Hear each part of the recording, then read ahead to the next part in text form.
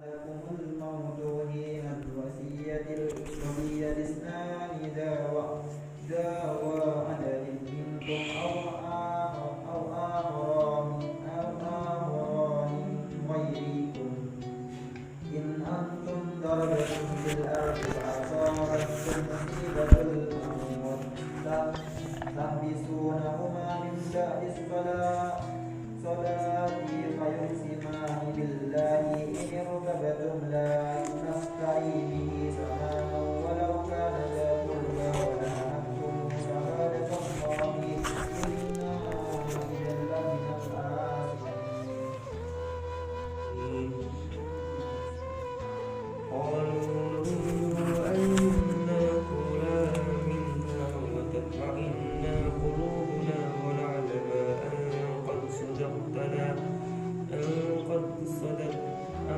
قد صدقتنا ونكون عليها من الشاهدين. قال عيسى ابن مريم اللهم ربنا أنزل علينا مائدة من السماء تكون لنا عيدا للأولين وآخرين وآية منك وارزقنا وأنت خير الرازقين. قال الله إني منزلها عليكم ومن يكفر بعد منكم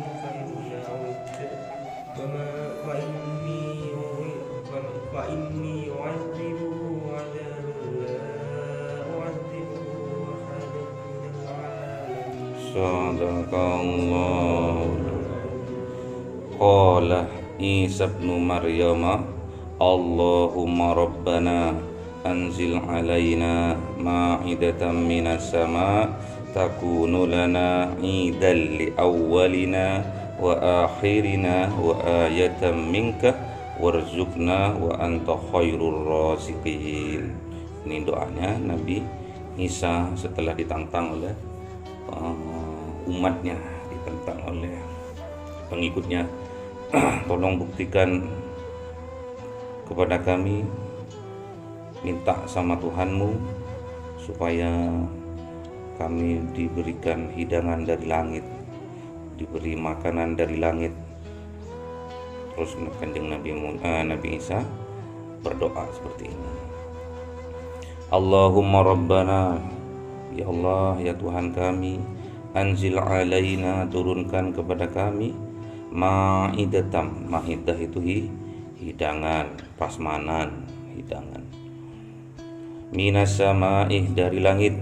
Takunu lana, yang menjadikan hari ini bagi kami idan. Id itu sholat. Nah, kalau di sini sholat Id, sholat Idul Adha, sholat Idul Fitri, maknanya adalah hari raya. Id dijadikan pada hari ini bagi kami hari raya. Li awalina, terhadap kami yang datang sekarang ini, wa akhirina, dan setelah kami, wa ayatam minka, dan bukti bahwa ayat itu tanda-tanda. Ayatam minka, bahwa ini adalah tanda-tanda bagi engkau, kekuasaan bagi engkau. Warzuqna, dan berilah kami rezeki, wa anta khairur raziqin, dan sesungguhnya engkau maha pemberi rezeki yang terbaik. Terus dijawab sama Allah, qala Allahu inni munazziluha alaikum. Allah menjawab, inni munazziluha alaikum, ini sesungguhnya aku akan turunkan Maidah tadi, alaikum, kepada kamu. Famay yakfur, ini tegas dari Tuhan. Famay yakfur ba'du minkum, kalau kamu kufur nikmat, kalau kamu ingkar setelah aku turunkan kepadamu ini rezeki ini, fa inni u'adzibuhu, maka sungguh aku akan mengadabmu, adzabal la u'adzibuhu ahadam minal alamin, azab yang sangat hebat yang tidak pernah aku turunkan terhadap suatu kaum di atas bumi ini. di atas alam ini. Ini kebanyakan orang kalau berdoa kepada Tuhan itu minta bukti bahwa Tuhan itu kuasa, itu bersungguh-sungguh. Sebelum hajatnya terkabul itu bersungguh-sungguh, ibadahnya bersungguh-sungguh, tahajudnya bersungguh-sungguh, sholat 5 waktunya bersungguh-sungguh, doanya juga bersungguh-sungguh sampai nangis-nangis. Tatkala sudah diistijabah sama Allah, tatkala sudah dikabulkan doanya itu, habis itu akan menurun ibadahnya itu akan menurun. Kebanyakan seperti itu. Kalau sampai terjadi seperti ini, Allah itu bilang, fa may yakfur ba'du minkum fa inni u'adzibuhu.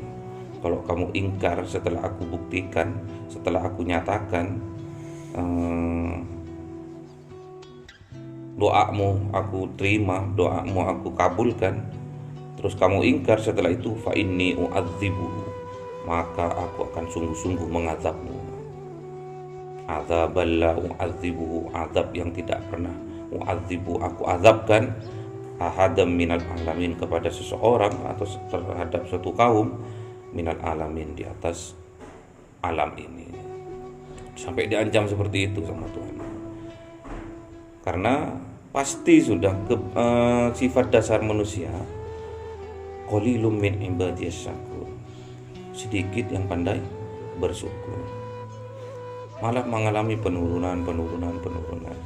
Tatkala kebentuk lagi, semangat lagi, mengulang lagi dari awal. Tatkala tidak diberi, tidak dikabulkan lagi doanya, akhirnya ini mencari pelarian,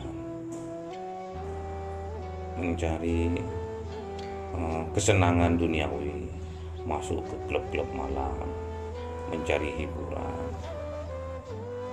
mencari kemaksiatan yang dianggap itu kenikmatan. Kemaksiatan ini, istrinya udah kerja, suaminya udah kerja, anak-anaknya udah sekolah, kenapa kok masih belum merasakan kebahagiaan dalam sebuah rumah tangga? Yaitu karena setelah doanya diistijabah, doanya dikabulkan, udah pekerjaannya udah mapan sang suami, sang istri juga ikut bekerja juga untuk membantu suaminya, udah mapan, rumah punya, mobil ada, tapi ujung-ujungnya mau bercerai. Itu sebuah adab juga. Ujung-ujungnya anaknya juga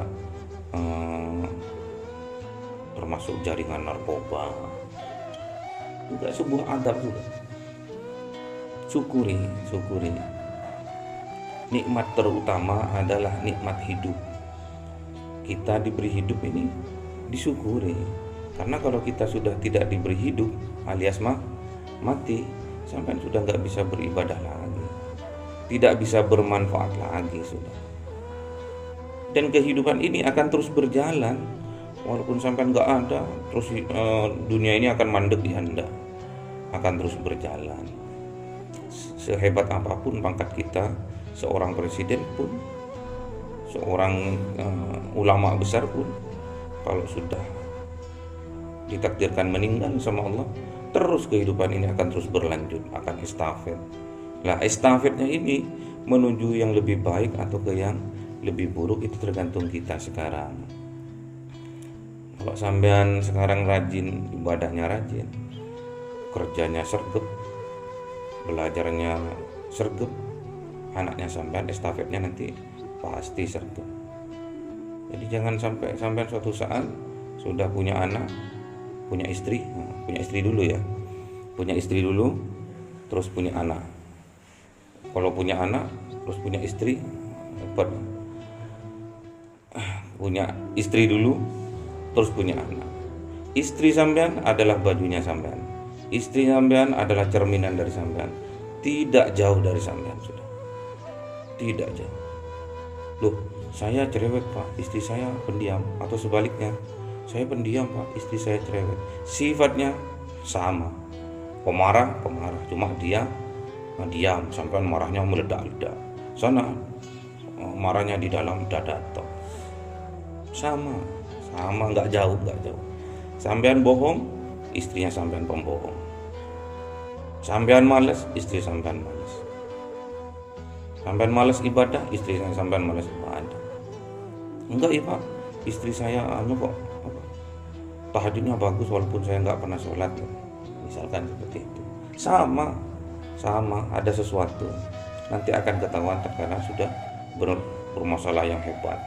Ada permasalahan sudah mau cerai, baru buka-bukaan, baru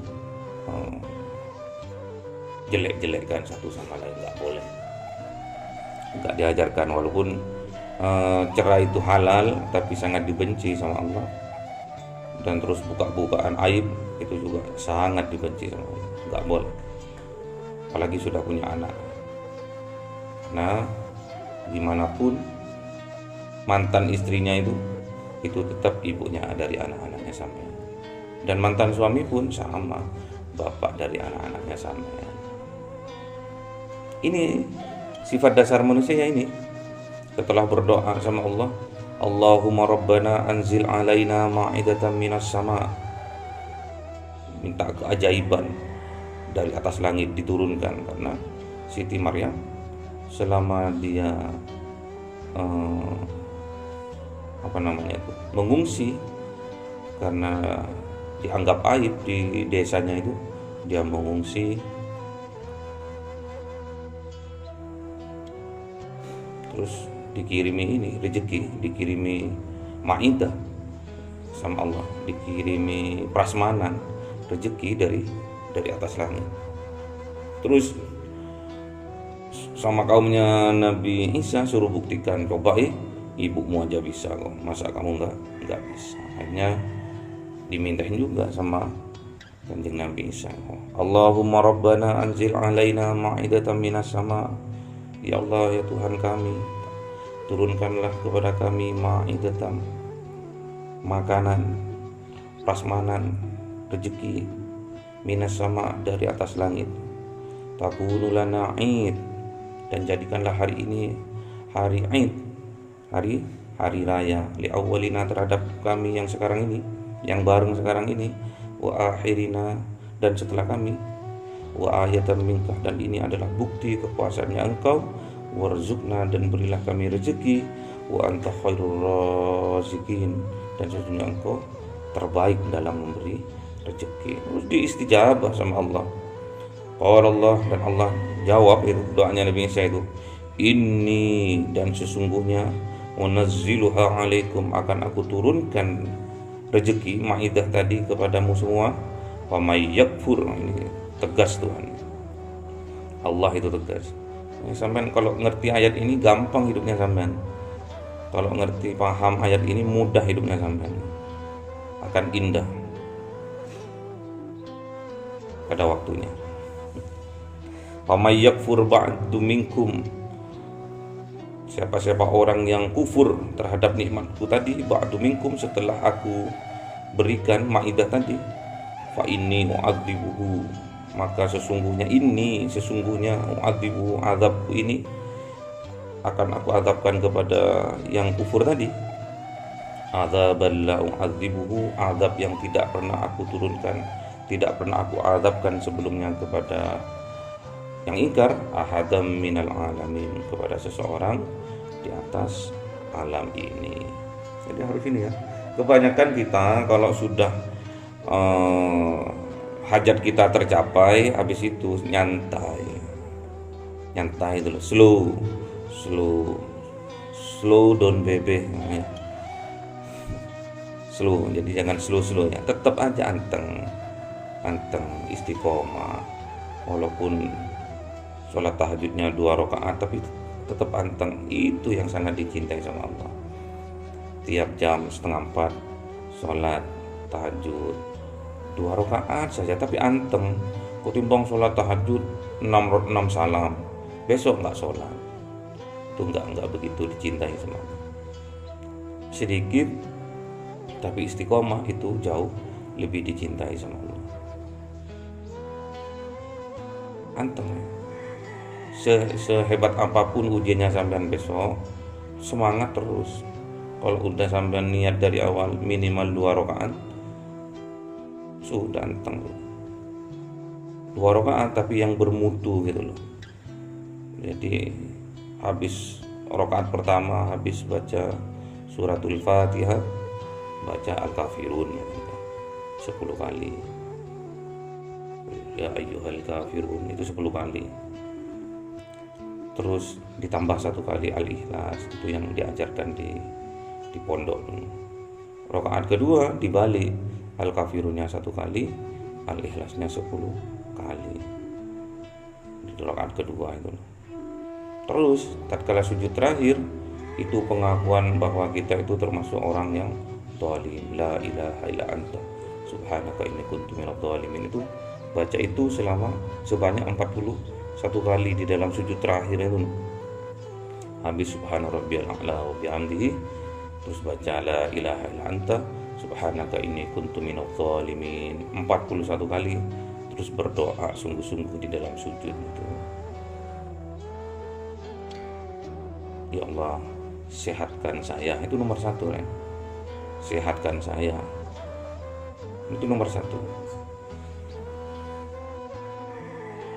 Ini nomor 1 lagi, istiqomahkan saya dalam ibadah. Nomor 2, sehatkan saya. Kalau nggak sehat, sudah nggak bisa istiqomah ibadahnya.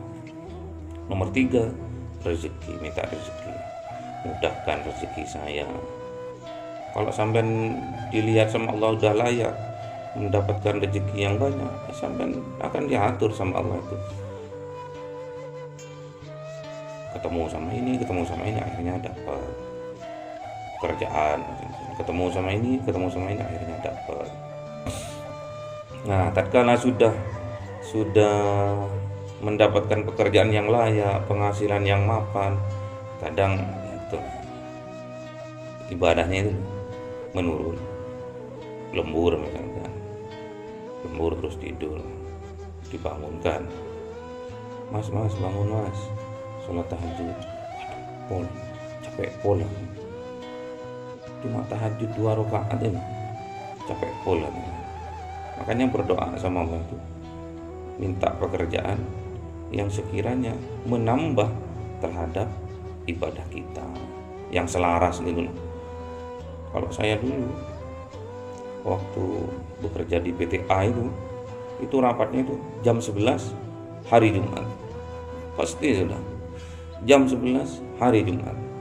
Jadi dirancang bahwa yang umat muslim, yang agamanya Islam itu enggak sholat Jumat, dasarnya darurat ini nanti kan bisa diganti duhur. Itu sebetulnya pengikisan iman aja dari perusahaan yang saya kerja di situ. Suwi-suwi saya keluar juga dari situ, walaupun diiming-imingi apa bisa.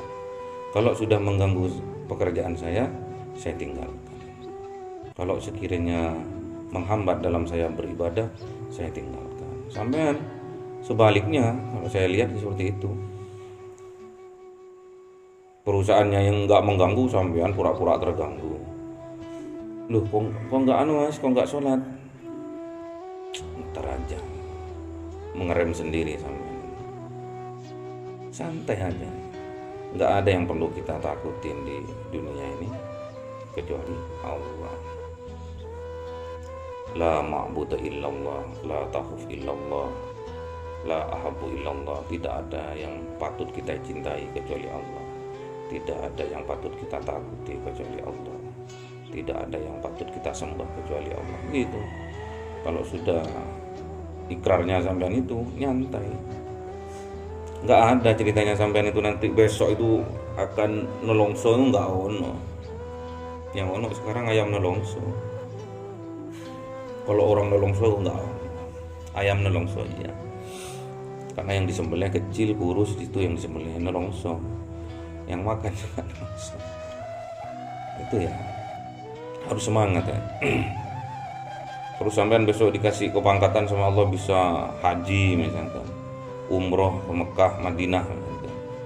Terus sampai karena sudah dipanggil Pak Haji, pura-pura habis tahajud.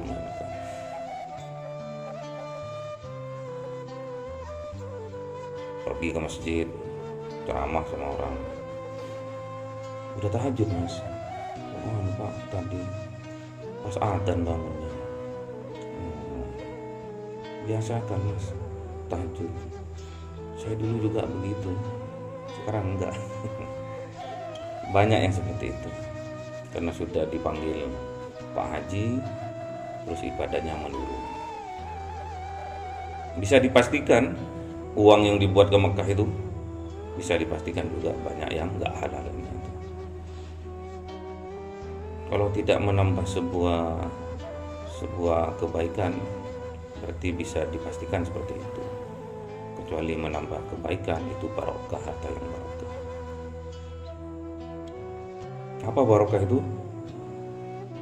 Barokah adalah ziyadatul khair, bertambahnya kebaikan.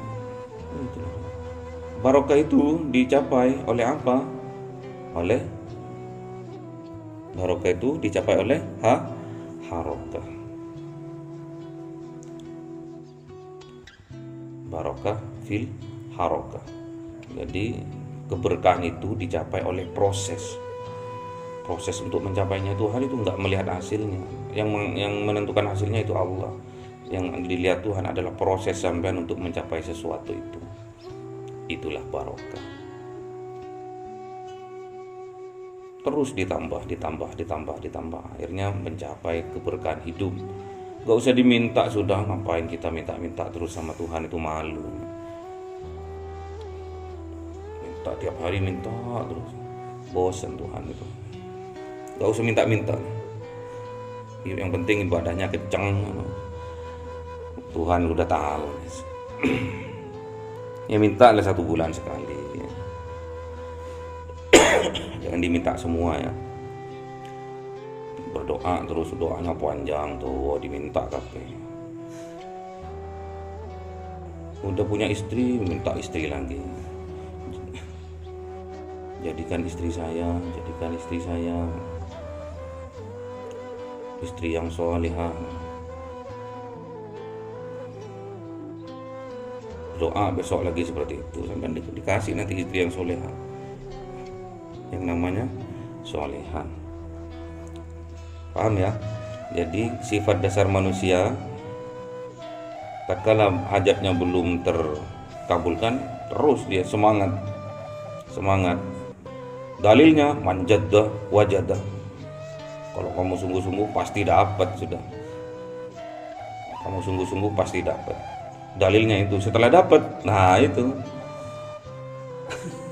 akan mengalami penurunan karena belum tahu nikmatnya dari ibadah itu. Kalau tahu nikmatnya dari ibadah itu, akan mengalahkan seluruh isi langit, bumi, dan diantaranya itu. Kalau tahu nikmatnya ibadah itu. Makanya banyak orang yang sudah meninggal terus berdoa sama Allah, ya Allah kembalikan saya 1 menit saja. Ada yang bilang 1 saat itu diartikan 1 detik, tapi kalau 1 detik kurang ini ya, 1 menit aja. Untuk apa? Untuk beramal soleh, untuk beribadah. Ada yang di ayat lain itu untuk bersedekah. Sedekah untuk dirinya sendiri maksudnya. Sedekah.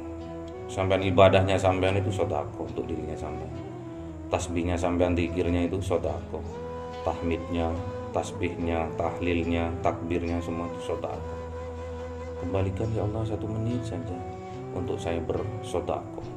Diartikan sosial, sedekah ke orang lain, enggak masalah. Yang penting sampean harus bersedekah terhadap diri sampean dulu. Makanya ayatnya ku anfusakum wa ahlikum naro, jagalah dirimu dulu, baru keluargamu. Keluarga itu kerabat dekat, kerabat jauh, yang penting keluarga. Yang penting kita kenal, termasuk tetangga. Dari apa? Naro, dari neraka, dari panasnya hawa, dari panasnya hati. hati yang panas, pikiran yang panas yang membuat sampean senewan ini loh. Membuat sampean tuh pusing gitu kan. Yang membuat sampean tuh mikir yang tidak-tidak, menurunkan kadar keimanan sampean itu. Itu naro, panas dada, panas lihat orang lain ganti HP panas, lihat orang lain pacarnya ganti yang lebih cantik panas, terus sampai mau ganti lagi pacarnya diganti yang lebih baik juga. Nggak boleh ya, nggak boleh ditiru yang maksiat. Paham ya? Jadi harus semangat ya, harus anteng, minimal harus istiqomah walaupun sedikit, yang penting istiqomah itu jauh lebih dicintai Allah. Kalau Allah udah cinta sampean udah menjadi kekasihnya Allah. Sebelum minta sampean udah dikasih sama Allah. Nikmatnya ibadah itu loh. Makanya ibadah itu nomor 1 sudah. Agama itu nomor 1. Makanya doa selamat itu kan Allahumma inna nas'aluka salamatan fid din, itu nomor 1, wa afiatan fil jasad. Kesehatan sampai syukur, sudah dikasih istiqomah dalam ibadah, terus dikasih kesehatan, itu syukur yang luar biasa. Sampai Kanjeng Nabi bengkak kakinya, ya itu lah. Gak boleh ke aku bersyukur wahai Aisyah, katanya gitu. Jadi sholatnya itu lambang syukurnya sampai. Makanya sampai walaupun di mana saja, di luar misalkan, kalau pas adzan itu langsung cari masjid itu. Cari masjid terdekat, sholat berjamaah, usahakan itu. Nanti ada kenikmatan tersendiri. Misalkan sampean sudah terbiasa istiqomah sholat berjamaah, terus nggak sholat berjamaah 1 kali aja, sampean akan merasa ada yang hilang, ada yang nggak sempurna. Paham ya? Harus semangat dalam ibadah nomor 1. Kedua, syukuri kita punya kesehatan, pasti sama Allah itu diberi, itu rezeki itu pasti diberi. Dzalikal kitabul la raiba fihi hudal lil muttaqin alladzina yu'minuna bil ghaibi wa yuqimuna sholata wa mimma razaqnahum. Pasti dikasihkan rezekinya sampean tuh, pasti dikasihkan sama Allah itu. Yang penting sampean yakin, terus anteng, istiqomah, jaga kesehatan, pasti dikasih rezeki itu. Maksudnya dalam hal berproses, berusaha yang sungguh-sungguh. Bekerja, misalkan masuknya jam 6 kurang 5 sudah nyampe. Gitu loh. Jangan masuknya jam 1, berangkatnya jam 1. Yes. Nyampe sana jam setengah 2 kalau macet. Paham ya? Kemarin masalah apa? Ihsan ya. Ihsan kalau apa kemarin? Kalau sama orang tua harus berbakti. Kalau dalam pekerjaan harus profesional. Terus kalau dalam ibadah harus merasa diawasi sama Allah. Itu loh. Lanjut Mas.